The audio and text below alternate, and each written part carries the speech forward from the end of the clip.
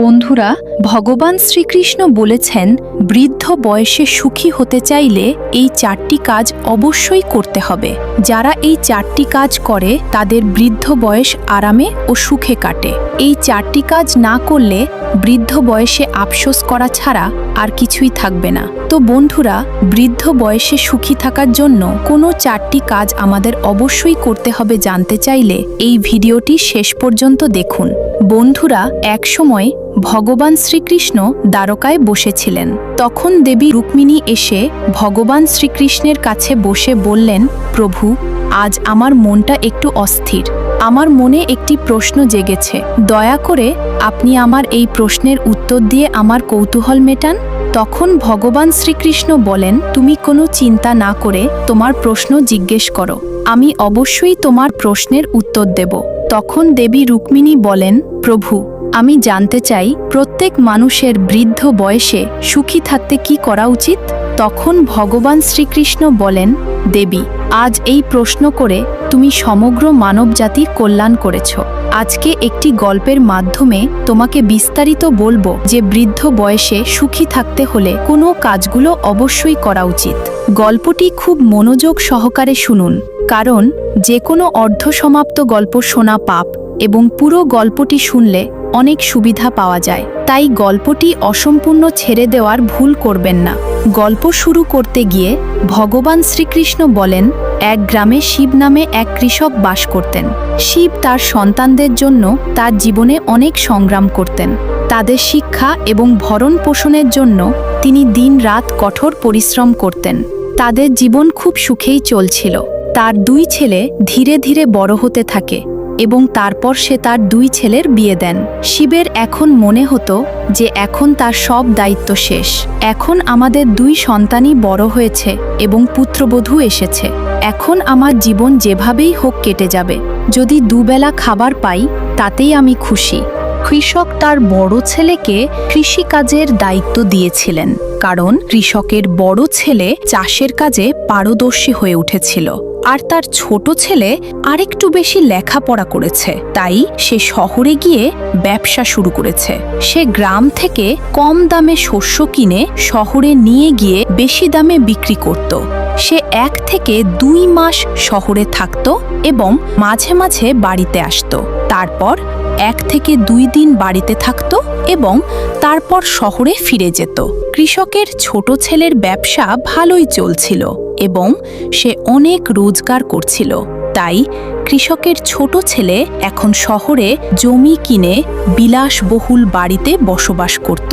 তারপর একদিন সে গ্রামে এসে বাবাকে বলল, বাবা, এখন আমি শহরে একটি সুন্দর বাড়ি তৈরি করেছি এবং আমি চাই যে আমি আমার স্ত্রী এবং আপনাকে সেখানে নিয়ে যাব, যাতে আপনি কোন সমস্যার সম্মুখীন না হন। তখন তার বাবা বললেন, বাবা, তুমি তোমার স্ত্রীকে নিয়ে যাও, কিন্তু আমি আমার বড় ছেলের সাথে গ্রামে থাকব। তোমার যখনই ইচ্ছে হবে তুমি এসে আমার সাথে দেখা করতে পারো। তখন কৃষকের ছোট ছেলে বলল, ঠিক আছে বাবা, তোমার যা ইচ্ছা। এই কথা বলে কৃষকের ছোট ছেলে তার স্ত্রীকে নিয়ে শহরে চলে গেল। বন্ধুরা, গল্পটি আরও বর্ণনা করতে গিয়ে ভগবান শ্রীকৃষ্ণ বলেন, হে দেবী, আসল কাহিনী এখান থেকেই শুরু হয়। কৃষকের ছোট ছেলে এখন স্থায়ীভাবে বসবাসের জন্য শহরে চলে গেছে, আর কৃষক এখন তার বড় ছেলের সাথে গ্রামে থাকতে শুরু করেছে। আস্তে আস্তে এভাবে তাদের সময় কাটতে লাগলো। এরপর একদিন কৃষকের ছোট ছেলে বাড়িতে এসে তার বাবাকে বলল, বাবা, আমি শহরে আরও একটি বাড়ি তৈরি করেছি এবং তাতে আমার কিছু টাকা দরকার। তাই আমি আমার ভাগের জমি চাই, সেটা বিক্রি করে টাকা সংগ্রহ করব। তাছাড়া আমি তো এখানে আর থাকবো না, তাই জমি রেখে কি করব? ছোট ছেলের কথা শুনে কৃষক শিব খুব চিন্তিত হয়ে পড়লেন। যে জমিতে সারা জীবন চাষাবাদ করে ছেলে মেয়েদের লালন পালন করেছি, সেগুলি বিক্রি করার কথা আমার ছেলে কিভাবে বলছে? কৃষক কিছুক্ষণ চিন্তা করে বলল, ঠিক আছে, তুমি তোমার ভাগের জমি নিয়ে নাও।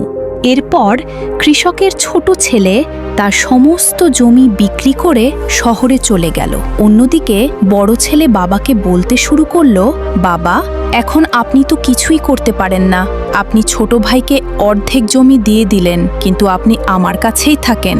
আপনি কি দেখতে পাচ্ছেন না আমি কৃষি কাজ করে আমার স্ত্রী সন্তানের খরচ সামলাতে পারছি না, তার উপর আপনার ওষুধের খরচ সামলাতে হচ্ছে। বড় ছেলের কথা শুনে কৃষকের খুব খারাপ লাগলো।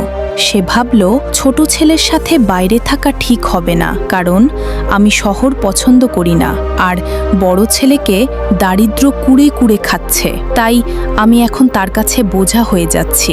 কৃষক সারা রাত ঘুমাতে পারল না, এই ভেবে যে আজ আমার ছেলেরা আমার সাথে বিশ্বাসঘাতকতা করছে। ছোট ছেলে তার সমস্ত ভাগের জমি বিক্রি করে চিরদিনের জন্য শহরে চলে গেল, আর বড় ছেলে দিন রাত আমাকে কথা শোনাচ্ছে। এরপর একদিন কৃষক তার বড় ছেলের জন্য ক্ষেতে জল নিয়ে যাচ্ছিল, কারণ তার বড় ছেলে রোদে কৃষি কাজ করছিল। সে যখন জল নিয়ে মাঠে যেতে লাগলো, তখন এক ঋষিকে সেই পথে আসতে দেখল। প্রচুর রোদ ছিল, তাই সেই ঋষি একটি গাছের নিচে দাঁড়িয়ে কৃষককে বললেন, আরে বৎস, তুমি কোথায় যাচ্ছ? কি আছে তোমার কমণ্ডলে? তখন কৃষক বললেন, মহারাজ, এতে জল আছে, আমি আমার ছেলের জন্য মাঠে নিয়ে যাচ্ছি। তখন সাধু মহারাজ বললেন, আমারও পিপাসা লেগেছে, আমাকে একটু জল দাও। তখন কৃষক বললেন, এই নিন, জল পান করুন। জল পান করার পর ঋষি বললেন, তোমাকে খুব চিন্তিত দেখাচ্ছে, তোমার সমস্যা কি? তখন কৃষক বললেন, মহারাজ, ভেবেছিলাম বৃদ্ধ বয়সে সন্তানরা ভরসা হবে, কিন্তু তারা এখন আমাকে বোঝা মনে করে। আমার 2 ছেলে আছে, একজন শহরে থাকে এবং একজন বাড়িতে থেকে কৃষি কাজ করে, কিন্তু আমি আমার বৃদ্ধ বয়সে তাদের কাছে যা আশা করেছিলাম তা হয়ে ওঠেনি। এখন আমার মার কি করা উচিত? ঋষি মহারাজ বললেন, বৎস, যারা জীবনে এই 4টি কাজ করবে না, তাদের অবস্থা তোমার মতোই হবে। এক, বৃদ্ধ বয়সের জন্য কিছু টাকা ও বিষয় সম্পত্তি নিজের কাছে রাখা উচিত। সমস্ত কিছু সন্তানদের দেওয়া উচিত নয়। বৃদ্ধ বয়সে দান, ধর্ম, সৎসঙ্গ, তীর্থযাত্রা ইত্যাদি কাজে অর্থ কাজে লাগে। 2, বৃদ্ধ বয়সে সুখে থাকার জন্য শরীর, মন, মানসিক স্বাস্থ্য এবং সম্পর্কের যত্ন নেওয়া উচিত এবং স্বাস্থ্যকর খাদ্যাভ্যাস অনুসরণ করা দরকার। 3, পর্যাপ্ত ঘুম, ব্যায়াম করা, ভালো সম্পর্ক গড়ে তোলা এবং বিনোদনমূলক কার্য করাতে জড়িত হলে বার্ধক্য সুখে কাটে। কিন্তু বার্ধক্য সুখে কাটানোর জন্য সবচেয়ে জরুরি জিনিস হলো টাকা ও বিষয় সম্পত্তি।